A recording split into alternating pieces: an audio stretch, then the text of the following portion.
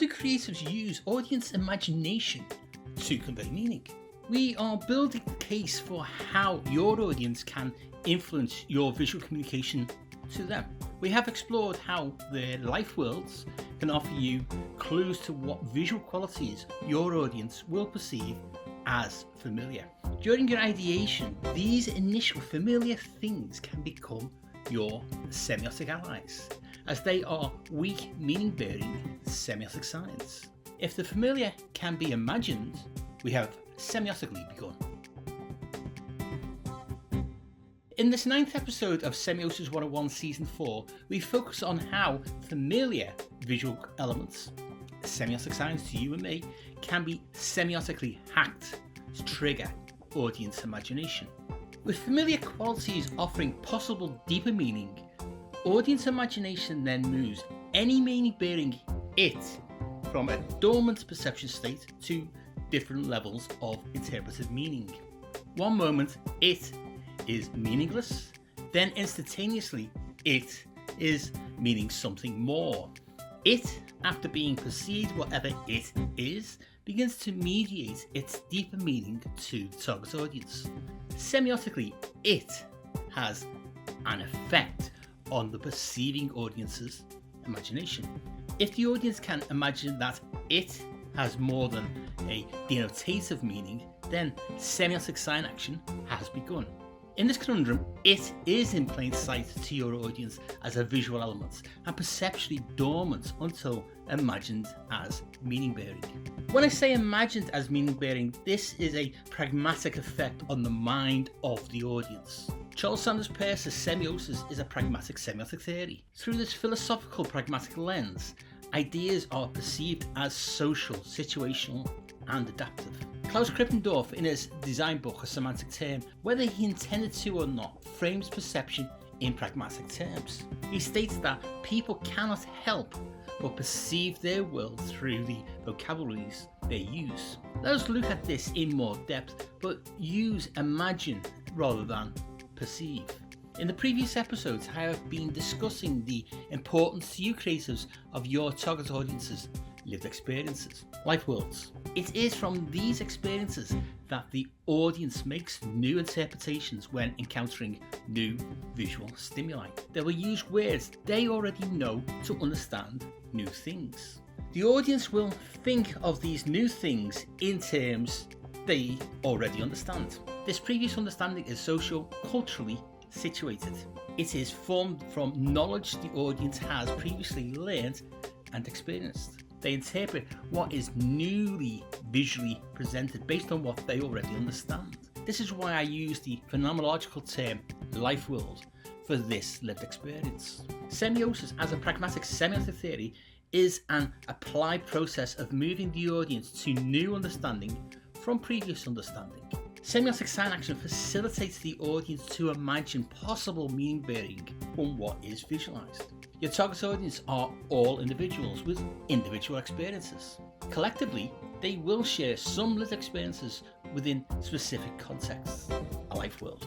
Life worlds provide insights to how to successfully visually communicate to them. You only need to be concerned with this collective and contextual life world. We seldom design or illustrate for individuals, so let us focus our attention on semiotically hacking a life world. What can your intended audience collectively imagine from your visual language? Why would we want to semiotically hack imagination? Remember, pragmatically, ideas are socially situated and adaptable. This means that by understanding what the target audience's socially situated expectations are, you can gain insights to what they can imagine. Interpretation. To frame your visual language around. Representation. To visually communicate the intended messages your client needs. Concept. Your understanding of your target audience's life worlds can avoid miscommunication. After all, science fiction relies on what is currently understood in the present to imagine possible futures. I have just reversed the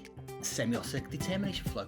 Interpretation depends on representation. Representation conveys the concept. In this way, I sense your audience. Our use of visual language has to begin by taking the target audience to new understanding from what they are possibly already familiar with. This is why understanding life worlds is crucial to your creative ideation.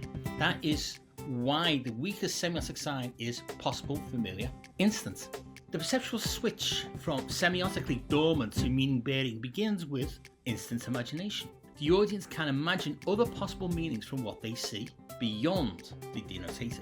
Semiotic sign action is triggered by the manipulation of a socially situated familiarity the audience can immediately understand. Let me give you a quick example. We see a visual of an apple with a bite out of it. In one socially situated context, this apple representation could interpret an intended concept of a tech brand. Represented in a different way, a fairy tale trope. The concept of a tech company is semiotically represented by an apple with a bite out of it using specific on-brand visual language. The audience in this socially situated context interprets tech company. The concept of poisoning of a fairy tale princess by a wicked stepmother uses a different form of visual language elements in semiotically representing apple. This audience in this socially situated context interprets a fairy tale. In one situated context, the apple is imagined as a tech company, and in the other situated context, the apple is imagined as a device to get rid of a rival by poisoning. Ultimately, it is just a representation using semiotic qualities that forms a familiar apple shape. Both apple representations still have to be experienced and learned that one is a brand and one is poison. The audience's imagination is utilised to get them to interpret the intended concept that the representation intends. Both examples begin from the hypothesis that the target audience has experience of a particular fruit. Without this grounding, it would not matter whether the apple was so aesthetically beautifully drawn. If the audience had never had experience of an existing thing as an apple, they would find it difficult interpreting apple from what they see. The closest the audience could interpret may only be fruit. Not so damaging for a fairy tale, but devastating for a tech brand. Or if you want to read more about this, then check out the Semiosis 101 semiotic resource on Ghost. Link is below in the description. Therefore, the visual language you craft to visually communicate your concept needs careful consideration. At the beginning of this episode, I used the catch-all phrase, it, for whatever we design or illustrate. It could easily mean the whole illustration or design, or parts with it. You just substitute whatever you want for it. I already have. I have used apple instead of it. We have seen that apple could be used to connote many different concepts. The only difference being the target audience and what is intended to be visually communicated. In semiotic terms, the concept to be interpreted from its representation. The visual language needed to imagine a brand will be different to a fairy tale's needs. It is more than personal taste at work here in selecting the appropriate visual language for an apple. The audience needs to be factored in. How will their imagination help? A child will need different visual language than adults needing to buy tech, but the visual language for theology may have crossovers with fairy tale representations of an apple. The visual language to represent a city will need to be different again.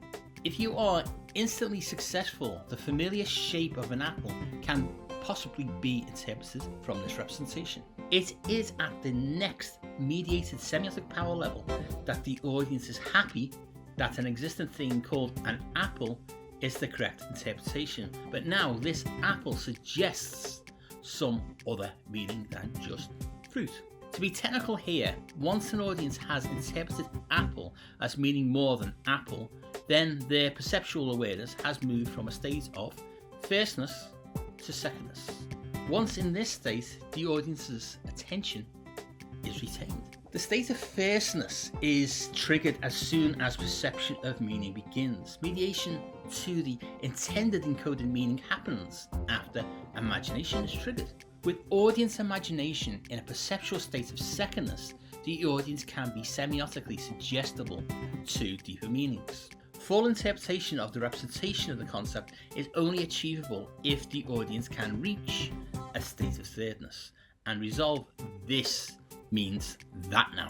Meaning emerges first from the imagination of the beholder. we will focus in the next Semiosis 101 episode on resolving this mediated release of deeper meaning through our visual language semiotic decisions. Remember and subscribe to be notified when this episode is published, or become a Semiosis 101 producer on Patreon and watch all future episodes months ahead of YouTube, plus other exclusive Patreon content and gifts. Hint, hint.